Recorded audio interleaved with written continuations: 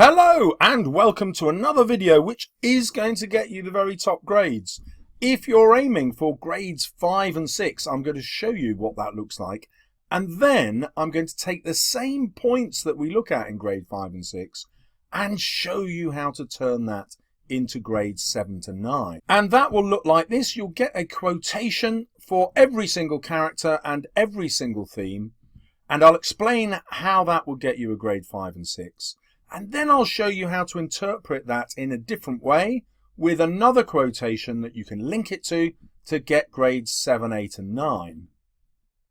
Then I'll reveal the text underneath so you can take notes if you want to and fully understand how to get those top grades. And the great thing about studying literature is getting these grades is actually just knowing stuff, and you are going to know the right stuff after this video. I'll also double check with you so that you understand exactly what grade 6 skills look like, how to put those together in an essay, and then I'll teach you what you need to do for all of the AOs to jump up to grades 7, 8 and 9, and you will uncover the mystery of why some things are yellow and why some things are green. And then finally, I'm going to do myself out of money. I'm very upset about this, but the exams are close and here we go. I'm going to show you how to read all my guides and in fact every other guide that's on Amazon for all your subjects for free, for £0, £0 for absolute free. That'll be at the end of the video. Jump to the end if you want to find out, or wait as a magnificent cliffhanger. Okay, let's start straight in with Birling. As you know, he represents capitalism. Priestley is trying to explore what's wrong with capitalism by exploring what's wrong with Birling. And you're probably used to this word that I use in nearly all of my videos. Birling is therefore a construct, and that means the author, Priestley, constructs him in order to put forward this point of view. Now, once you talk in those terms, you're automatically at grades 5 and 6. Our quotation, that a man has to mind his own business and look after himself and his own. So this is the view that Priestley writes the play to discredit. He wants to prove Birling wrong. Another grade 5 and 6 point is that the inspector appears immediately after Birling has said that, as though Birling's words have summoned him with some kind of supernatural power. It's like an incantation. Okay, great. Give me grades 7, 8 and 9. Well, the next quotation I want to take you to is one you might not have studied. I'm talking, I should change that from taking, I'm talking as a hard-headed, practical man of business. Now, we can show this proves that Birling is unfeeling, so he's hard-headed, and that suggests that capitalism is unfeeling and selfish, which we got from this quotation. So that's how we link the two quotations together. But there is a lot more going on. Priestley is deliberately using the language of the Labour Party manifesto. So you probably know there was an election in 1945, the same year that this play was put on, and this phrase, the hard-headed man of business, is actually in the Labour Party manifesto, and it's something that the manifesto complains about. So that's a direct link to why Priestley has created Birling and given him those words. It's a call to people during this 1945 election period to vote Labour. And he does that by turning this campaigning speech into a drama that his audience can relate to. And we relate to it through our emotions and are therefore more likely to be convinced. But let's go even deeper. This is an allusion to the language of Sir Stanley Baldwin. Now, Stanley Baldwin was a Prime Minister 3 times between 1912 and 1939. The very period that the play covers. Remember, it's set in 1912 and it ends at the end of the Second World War when it's produced. So everyone in the country who was literate would have known about Sir Stanley Baldwin's words about the hard-headed men of business, and he accused them of profiting from the war. So now we have a much more in-depth attack on capitalism. And the other way that we can really attack the idea of capitalism is how Birling defines business. So you probably remember that he wants Sheila to marry Gerald even after Gerald has confessed to an affair, and he calls the marriage a business opportunity. He talks about how Crofts and Birlings are going to get together. Now, this is hypocritical because in this quotation he talked about looking after himself and his own, and we think of his own as his family. But Sheila isn't just his family, she is his property, his own, and he directly links her to business in this patriarchal view of society. So hopefully you've understood that, and if you have, I guarantee you can now get grades 7, 8 and 9 if the question is about Birling or about capitalism. Now let's have a look at point number 10 in grade 6. So to get the grade 6 you need to link everything you've written to the writer's ideas and perspectives. Now if we just have a brief sneaky peek at the mark scheme, grades 5 and 6 exist on this border between the 15 and the 16 mark. And so at grade 6 you have to write about ideas and perspectives, but at grade 5 in the green here you don't need lots of ideas and perspectives, you just need some relevant context. Yep, so the relevant context was that he represents capitalism, but if you've understood anything that I put there, anything at all, it's grade 6 straight away and then above. So hopefully you can see how this video is going to work to get you the grades. Okay, Gerald, here comes the conventional grades 5 and 6 view. Sheila says of him, "You were the wonderful fairy prince. You must have adored it, Gerald." This, of course, is when he has his affair with Eva, although he knew her as Daisy. And he also says she'd been happier than she'd ever been before. Now, when the inspector leaves, he doesn't accuse Gerald of being especially sinful and evil. Instead, Gerald is presented as kind, even though he's deceitful. He treats Eva and Daisy, apparently on the surface, quite well. He's not as cruel as the other characters, according to the inspector. And Priestley does this, he creates him as a construct to show that even good men like Gerald are still cruel if they are capitalist. So being capitalist forces them to exploit other people. So just as Gerald agrees that Birling was right to sack Eva, so he treats Eva as a commodity a little bit. You know, she's in love with him. She's made really happy by his attention. Actually, she's a bit in love with him, but he still ends the affair. And so this is an element of cruelty, but it's one that we can perhaps forgive. So that's the conventional view. But let's get in to those key ideas that take us up a grade. Gerald says Daisy knew it was coming to an end. Now, this is really interesting because although he claims the end was brought about by needing to go away for business for a few weeks, that's what he tells Sheila, we know the real reason is that his friend was returning from Canada. So I don't know if you remember this, his friend gave him the key to his flat and basically told Gerald to use it any way that he wanted, which was code for put in a mistress. And as soon as he gets the key, what does he do? He goes to the Palace Bar to find a mistress. Who does he find? Eva as Daisy. He takes her out for a meal, but doesn't feed her first. He gets her drunk, gets her drink first, and then, once he's got her drunk, then he installs her in this flat. Now, this shows that it was all part of his plan. And far from being a wonderful fairy prince, he's actually exploiting her.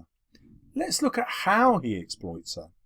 So this would mean that Gerald would have to pay for a flat to put her in if he was going to use his own money. But he doesn't. He has the flat for free.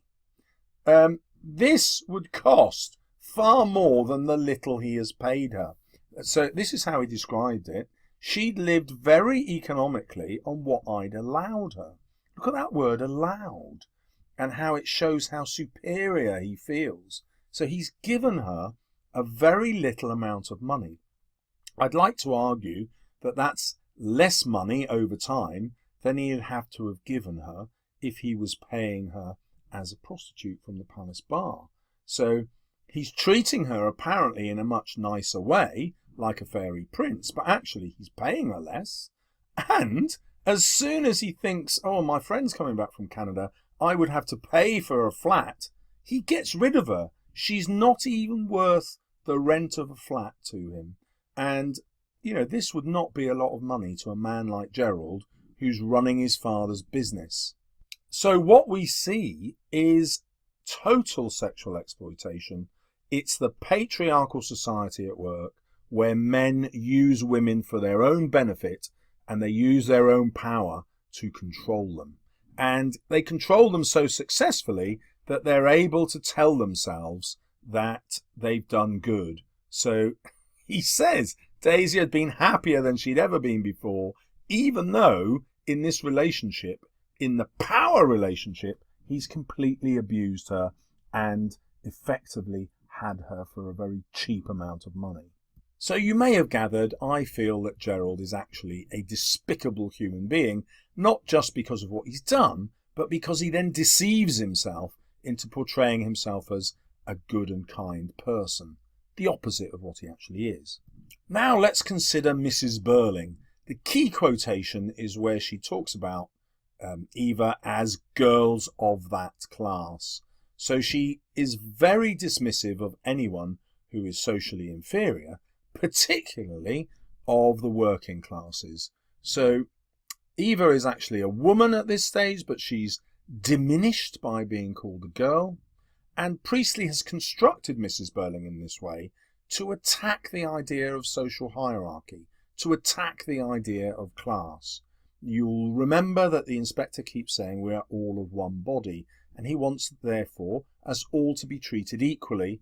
And his attack on Mrs. Birling isn't so much that she's a capitalist, but that her capitalism leads to supporting this idea of a social hierarchy, which allows one group to feel superior to another and therefore justified in thinking worse of another group. This is relevant in 1945 because Priestley wants to create a welfare state. He wants a national health service, he wants proper money available to people who are out of work, and this is represented by Mrs. Birling's charity and by her decision not to give money to girls of that class, the very people who need it. So there is a cruel irony there that the people who most need money go to it to ask for it from people higher up in the social hierarchy who think of them as less than themselves, as inferior. Okay, that was two interpretations, so I'm bang on grade 6 at the minute. The examiner can't fail to give me less than a grade 6 if I fully explain those views. Hopefully you're ready now for grade 7 and above. Our quotation: the girl had begun by telling us a pack of lies. So we can easily link these two. There's that diminishing description of Eva as a girl again, but it's also a logical doubt that she has, given the lies that have preceded it. So what's interesting here is that Mrs. Birling isn't wrong. Eva has told her a pack of lies. She said she was called Mrs. Birling. She said she was married. You know, none of this was true. So we can understand why Mrs. Birling thinks that she's a liar, because she is. But this is the key thing that Mrs. Birling misses and most people miss. Eva would rather commit suicide than take the stolen money or marry Eric. So this is a huge clue from Priestley that something much deeper is going on. Priestley appears to be suggesting that Eric has had a far greater effect on her committing suicide. So we've got a structure point here. This is why Priestley gets Mrs. Birling to confess first, so that when we come to meet Eric, we realise that his offence is much worse. So if you get that question about who is most to blame for the death of Eva, I'm going to argue that Eric is the most to blame. And this will be part of your proof. She'd rather commit suicide than take his money or marry him. And he does offer to marry her. I'm not going to prove that here. It's in my other videos or my revision guide. So it's not so much that Mrs. Birling and her charity denied Eva help as that they forced her to return to Eric. And so she comes on and says if the girl's death is due to anybody, then it's due to him. Of course, there's this huge irony that she doesn't know the him in question is Eric. But this is Priestley's device of showing the audience that Eric is actually the one most responsible. Now, Eric, of course, will also represent his own class, Mrs. Birling's class, and therefore represent the social hierarchy. So Priestley's going to be arguing that Eric is also responsible because he's a member of the upper classes. And as we'll see in a minute, he has exploited Eva as a girl of that class in a much worse way than Mrs. Birling has. Let's now consider Eric then. His most important quotation is probably this: I think it's a shame. We try for the highest profits. Why shouldn't they try for the highest wages? So this is an attack on capitalism. So as a construct, he's anti-capitalist. He also represents the younger generation along with his sister Sheila. And he also represents the voice of hope for change. If the young believe this, then there's an opportunity for them not to act like their parents and not to act like Gerald. So seeing him as a voice of hope is the conventional grades 5 and 6 view. Having more than one view pushes you up to grade 6. You could even link it to the inspector's message, we are all of one body, by showing how he constructs this idea around equality.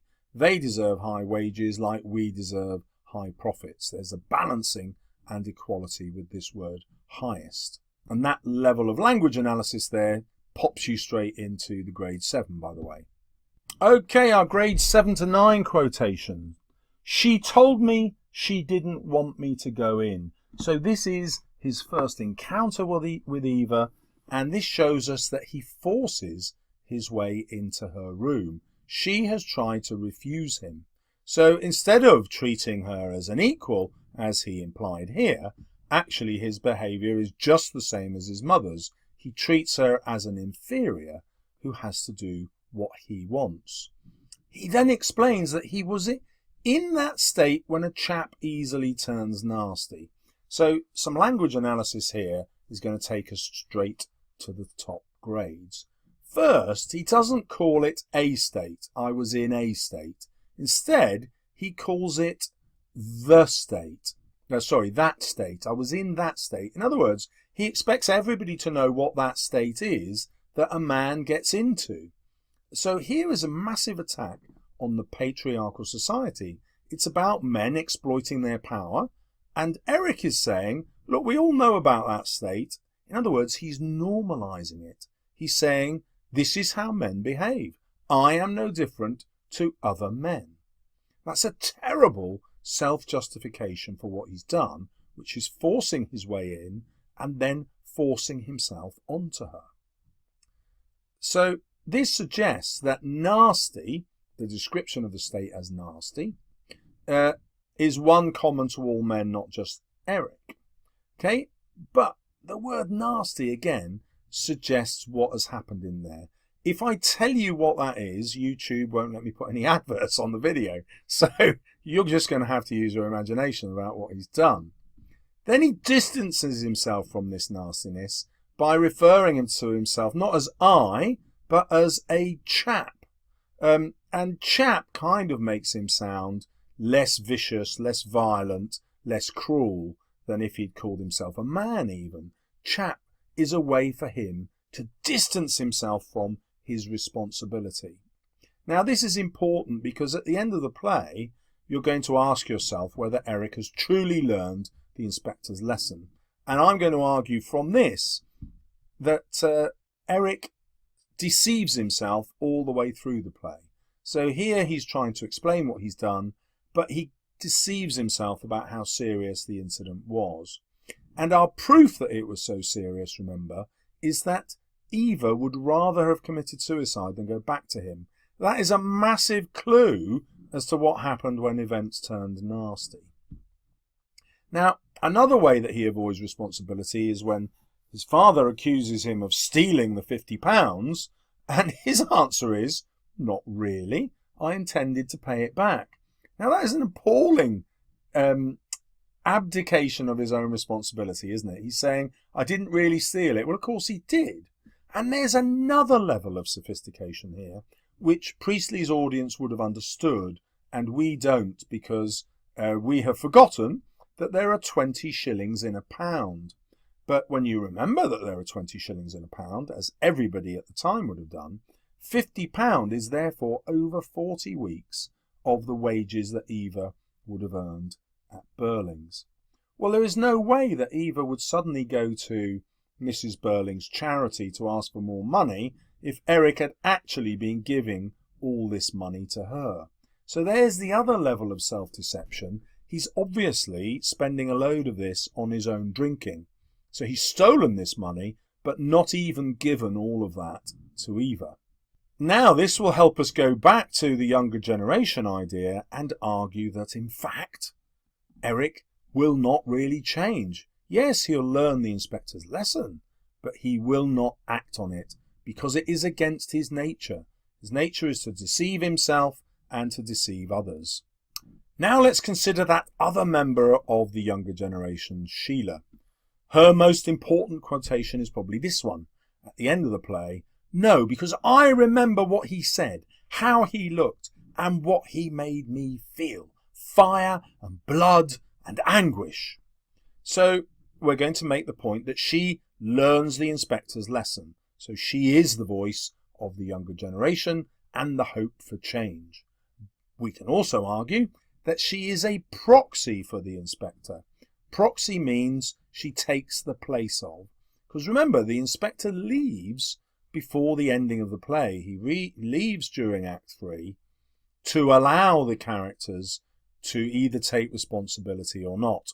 And we can clearly see that Sheila does take responsibility, as the quote proves, and she keeps banging on, although that's not very formal, she keeps emphasising Priestley's message, which is the inspector's message. So we've gone full grade 6 here. She represents the inspector's message, which is Priestley's message, and she also represents the idea of hope from the younger generation.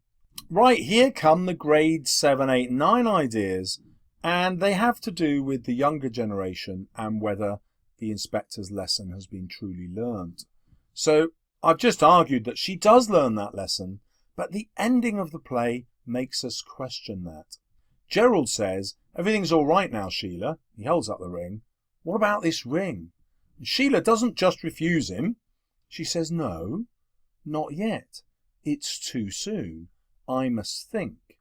Now, Priestley does this to force us to ask, well, what do we think she's going to do? Surely, if she's learnt the inspector's lesson, she can't go back to Gerald because he stands for everything that the inspector rejects. He's still confirmed as a capitalist. He still doesn't really think he's done much wrong with his affair. And he certainly believes that Sheila should still marry him and just forgive him. So there's no real guilt there.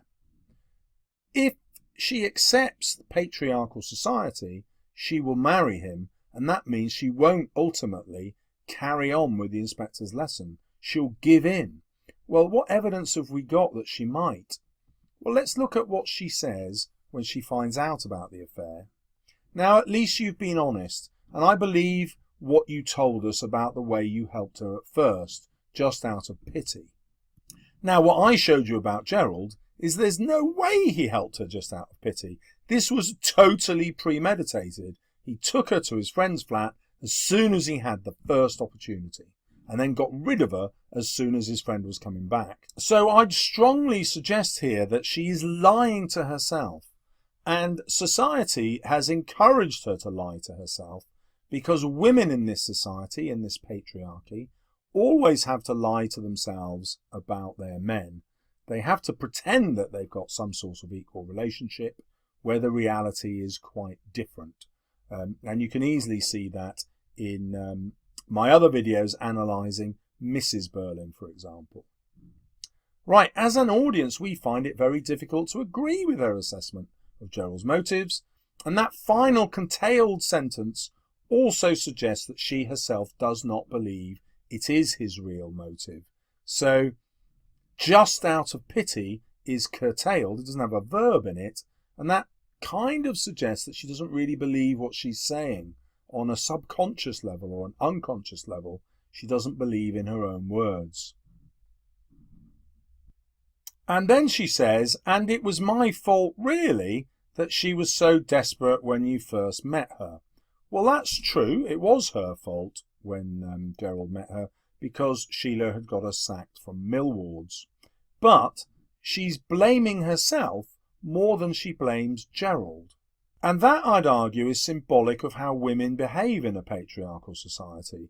They are taught from birth to blame themselves more than men. So all these three quotations taken together really do suggest to me that she will accept Gerald's offer of marriage.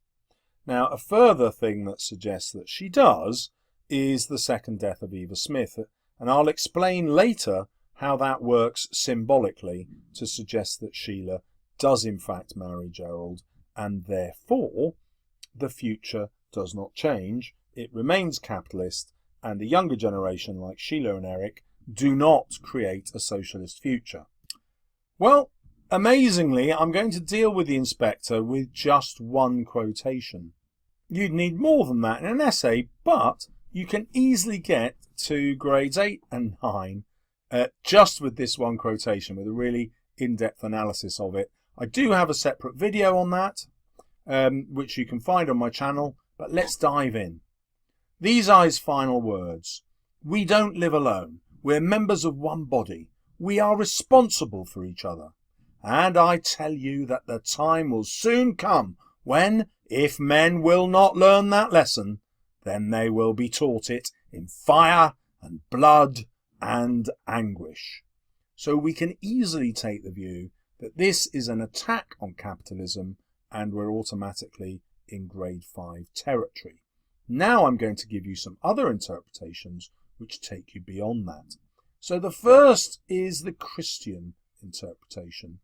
This phrase, we are members of one body, comes directly from the Bible, and it also comes directly from the church service when Christian congregations take communion.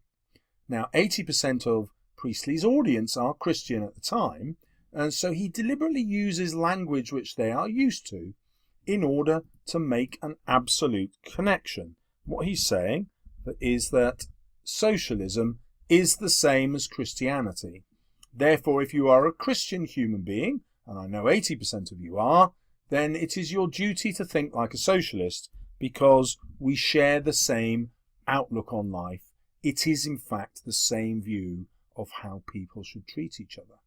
This, of course, is another attack on capitalism. It says that capitalism is anti-Christian.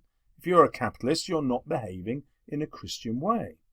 So there's a really powerful argument for why he uses that language. A great bit of language analysis for you and a bit of context. Now, the other context, which students often forget, is that this play isn't just about capitalism and socialism. It's also an attack on war. That's why we have this phrase of fire and blood and anguish. What he's suggesting here is that capitalism leads directly to war.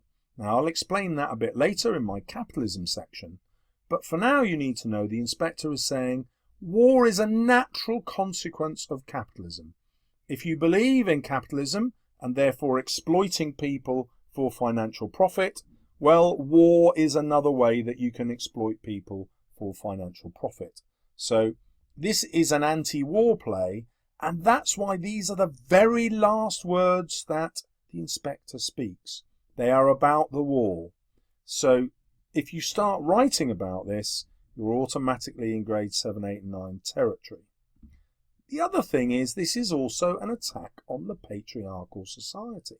You might not have noticed, but this word is not man. Man means all men and all women. No, it is men. And what he's saying here is, it's no good me persuading women like Sheila, because they don't have any power in 1912. You'll know about the suffragettes campaigning for the vote, and women didn't get the vote until much later, into 1928. So Priestley's arguing really strongly here that war is the fault of men, and also that capitalism is the fault of men. It's men who hold all this financial power and all this political power, and that's what's wrong with society, he's saying. It's that men and women do not have equal influence and power. Men are the problem. The problem is the patriarchal society. My play proves that we should get rid of it. Okay, you've got three separate perspectives here. That's easily grade 8. Easily. Right, this section on capitalism, you're going to really hope this comes up in the exam, because this is a whole essay that I'm giving you here. So first we'll start off with his reference to the Titanic being absolutely unsinkable. Now this is a metaphor for capitalism, so he believes that capitalism is unsinkable, but Priestley is trying to suggest that it is sinkable. We can get rid of it and move to socialism. A more sophisticated point is to take that image of the Titanic and actually say Priestley wants it to be a metaphor for the class system. So it's not so much business that he wants to get rid of. He actually wants to get rid of the way people think about each other.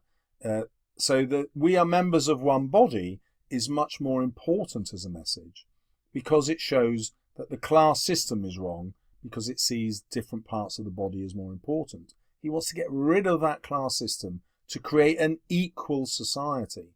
And that links directly to the patriarchy that we've been talking about all the way through the video.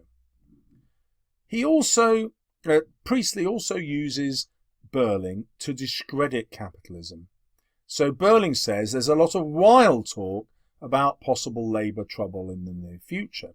This, of course, is dramatic irony, because the audience know that there is a lot of industrial trouble.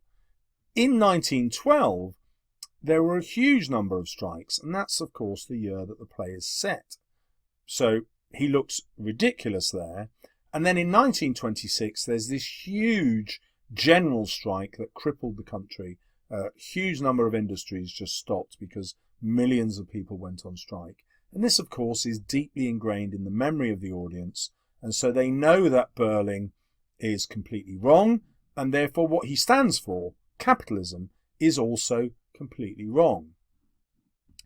And then finally he says, we're in for a time of steadily increased prosperity, and the audience know this is completely wrong because of the Great Depression, which you know started in 1929. However, it isn't just dramatic irony, because Birling isn't saying that the whole country is going to get this prosperity. No, the we here refers to what he said earlier, which is we employers.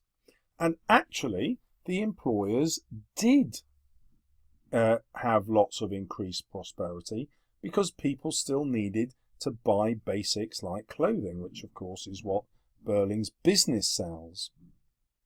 So the same men who did very well out of the Depression were the ones who were called hard-headed men of business by Sir Stanley Baldwin, you remember from the beginning of the video. So here Birling is actually right. The we, which is the businessmen, really do make loads of money. And as you will see later in the video, they also make loads of money because they go to war. And war is going to be an extension of capitalism. It's going to be capitalism by another means. Let's see how that will work. So he says, we've got everything to lose and nothing to gain by war. Well, this again points to Birling's stupidity, because what he's saying here is actually false. There is enormous amount to be gained by war. And Priestley shows that to his audience really cunningly.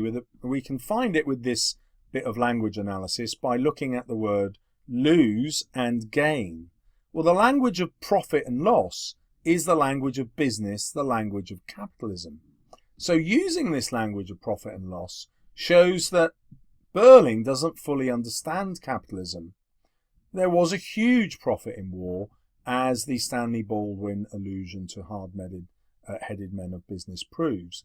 Now, if you think there are 10 million soldiers fighting, they would need more than one uniform each, probably. Imagine the great boon to Birling's business that's going to create. 10 million uniforms, all being made by companies like Birling and Crofts. And then when you add in the businesses making guns and tanks and, rifles, the lot, you can soon see that loads of rich industrial men made an absolute fortune out of war. And another way of looking at it is that in order to maintain their profits, they actually needed a war. And that's what Priestley is suggesting here. He's suggesting that capitalism works best when countries fight, because many more things need to be manufactured, and then they get destroyed, and therefore more things need to be manufactured. So war is the ideal market for a capitalist economy. Now, of course, it can't remain as war, because eventually you don't get enough people to buy the products you're creating. So in a capitalist society, you need periodic wars, not permanent wars. And that's exactly what Priestley's on about. Here we've got a big war in 1912, great, and then another one in 1939, satisfying the needs of capitalist businessmen. And there's another brilliant level of irony where Birling talks about aeroplanes that would be able to go anywhere. And look at the way the automobile's making headway, bigger and faster all the time, and then ships. So all these things that are real industrial advances, which are created by capitalism, businesses make these things efficiently and well because that's how they're going to make money. But also, think about these things. These are the things that made war possible and that made world war possible. It meant that war could be exported by aeroplanes, by car, by bigger and faster ships. That's exactly how we get a world war instead of a local war. So capitalism actually makes war bigger and worse. So Priestley presents Birling as an idiot because he doesn't realise this, but he wants his audience to realise that capitalism needs war, and therefore if as an audience you don't want war, you need to stop believing in capitalism and start pursuing socialism. And that's a really powerful message at the end of the Second World War, in which millions of people have died. And that's, of course, exactly when this play is performed. We can also see a different attack on capitalism when Birling points out we were paying the usual rates, and if they didn't like those rates, they could go and work somewhere else. So he's talking about the strikers like Eva who wanted more money. So this shows how Birling justifies the sacking, and it shows how capitalism is wrong. Well, that's our grade 6 point. Let's jump into grade 7 and above. What's going on here is actually a cartel. Now, what does a cartel mean? It means when businesses get together to rig the market, to turn it into their favour. So if they had to pay different wages according to what workers were worth, then someone like Sheila could get more money going to another job. But because the biggest employers in Brumley are in fact Birlings and Crofts, what they've done is got together and said, right, we're going to pay our workers the same rate, and therefore they won't have an incentive to move from one company to the other, and therefore the companies won't have to pay more money to attract the best workers. They'll be able to keep the best workers and pay them low rates. So win-win for the businesses, but lose-lose for the workers, because the workers can never earn more by being better at their job. And they can't move to a better job because the other employers won't pay them any more money. So this means all the factory owners are paying Eva and the thousands of other women who work in their factories a wage that is only just enough to get by with barely any savings.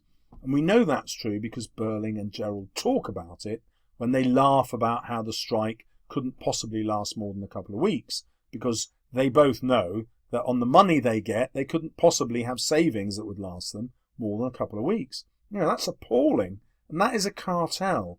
That is actually illegal. And Priestley is pointing out that businessmen get away with illegal activities once you have a capitalist system. Eric retorts with, it isn't if you can't go and work somewhere else. So he knows a cartel is operating. And this is Priestley's point.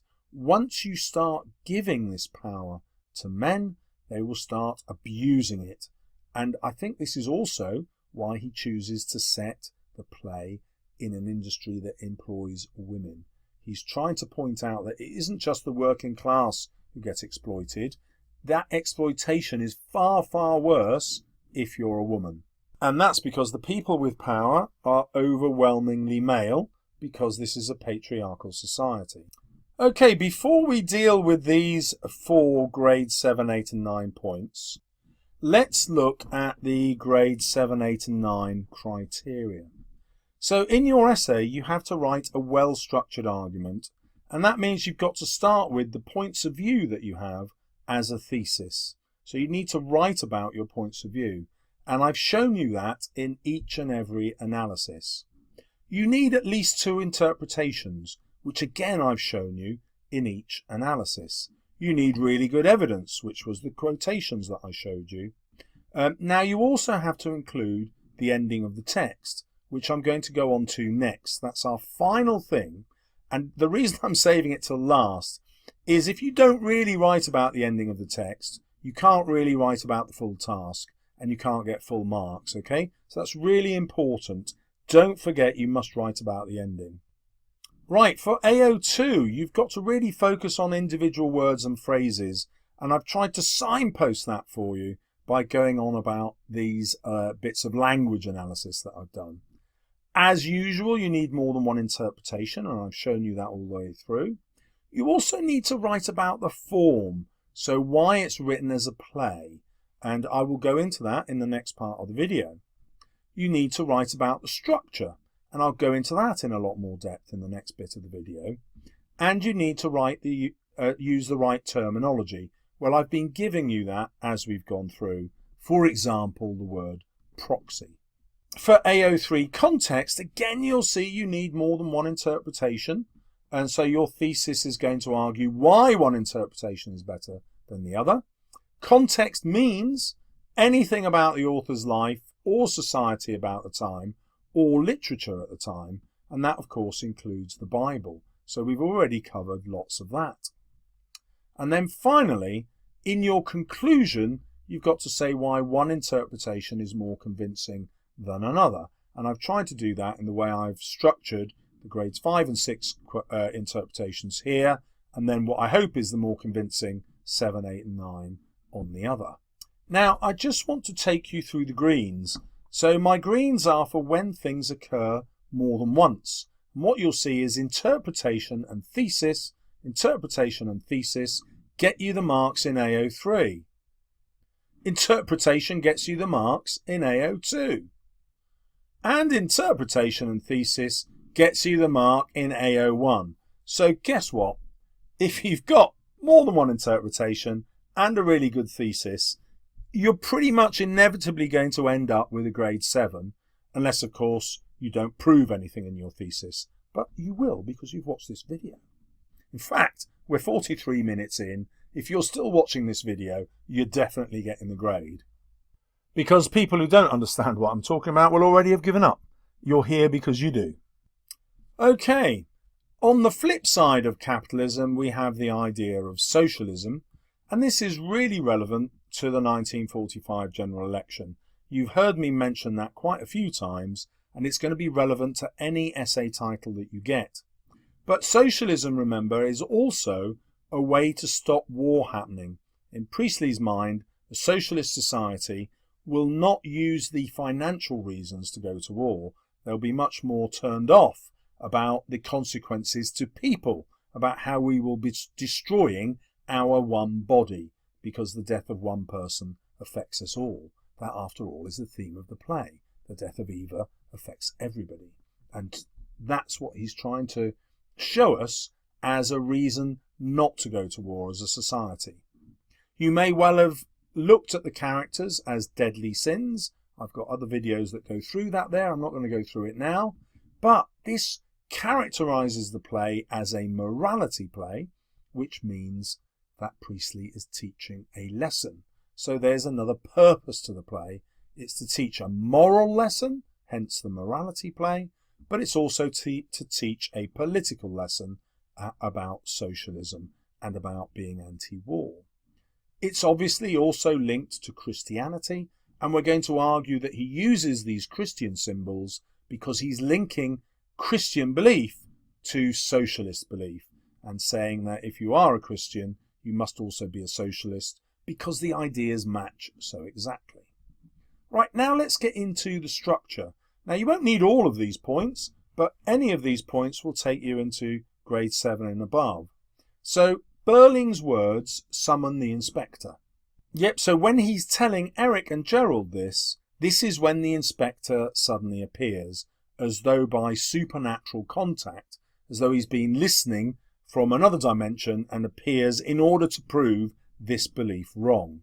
So this links to the idea of the inspector being a ghost, which you've got from Gould, and that links us directly to the novel A Christmas Carol, where Dickens uses a series of ghosts in order to teach the main character Scrooge moral lessons about looking after other people.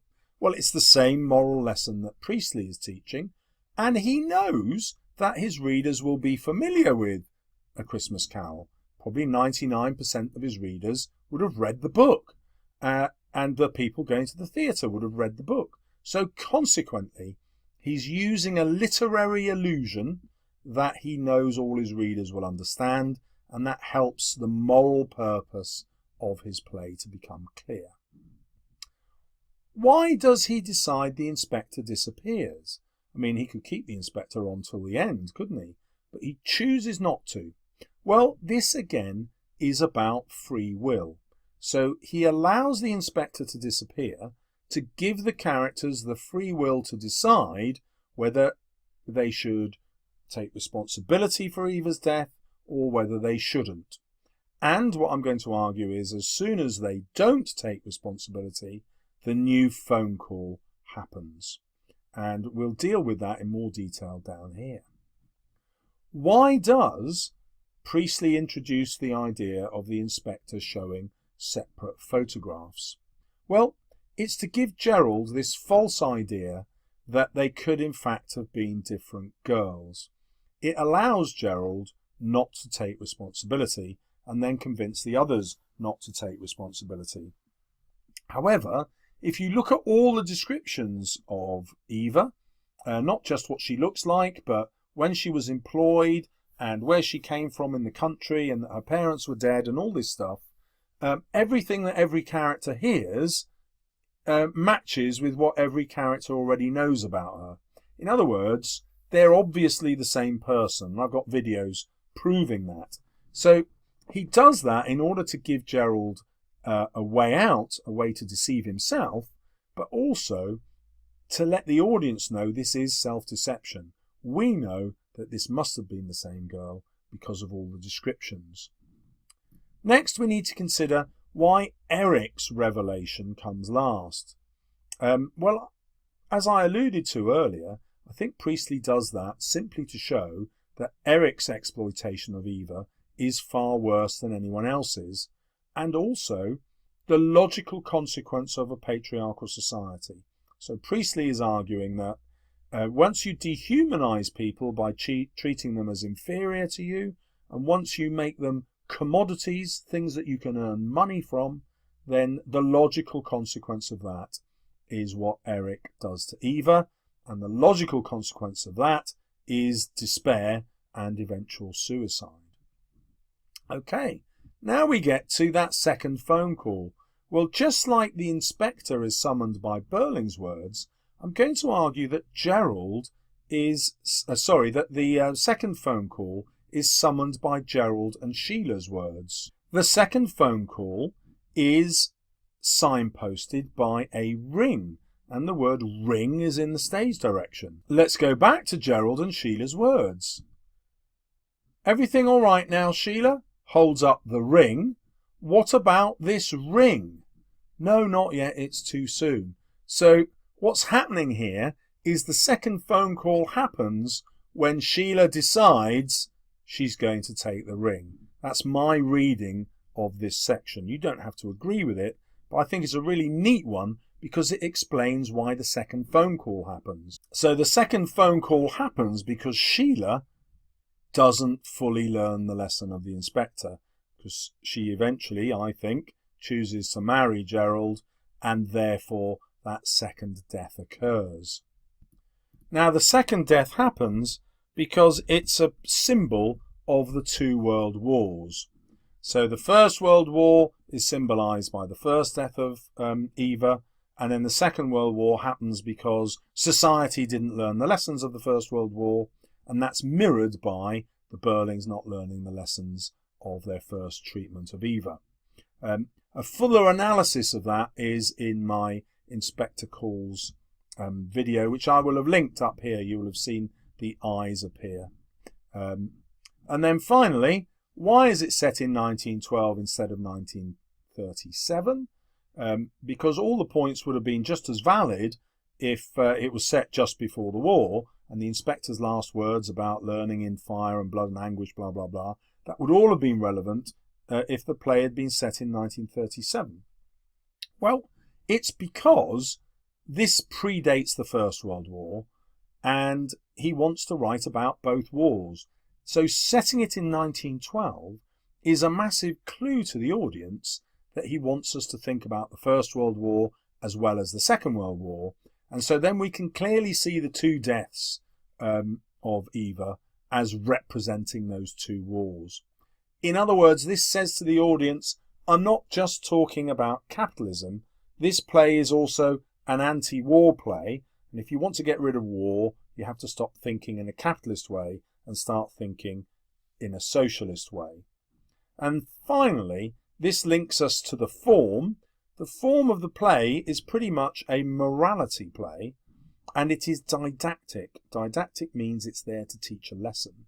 So Priestley wants to teach through this play, and therefore he chooses these elements of the morality play, like the Seven Deadly Sins, and the elements of this moral novel, like A Christmas Carol with the ghost, in order to signpost to his audience that this isn't just an entertainment, it is a play with a message, a political message, a teaching message. Okay, so we've done 1, 2, 3, 4 and 5, and now 6. How can you get all of my guides, every single one of them, for free on Amazon? How does that work? Well, it works like this. You get a 30-day free trial. So 30 days from now, all your exams will be over. And that means without paying a penny, you can get every single guide that's on Amazon as an ebook for free, because you can cancel your membership after your 30-day free trial. So yes, you can get all of my revision guides.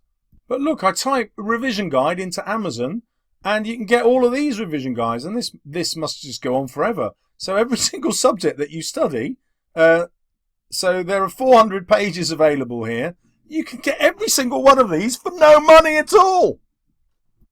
Well, of course, that would also mean that I get absolutely no money, although Amazon will give me some if you use the link in my description. So if that service looks brilliant to you, and why wouldn't it, please go in through the link in my description, and then Amazon will give me more than 35 pence that I normally get if you buy a guide. So I pretty much hope this has been the most useful video I've ever made on an Inspector Calls. And if you've got this far, you're definitely going to get grade 7 and above. I'm really excited for you. Thanks for sticking with me. Don't forget to subscribe if you want more. And good luck in those exams.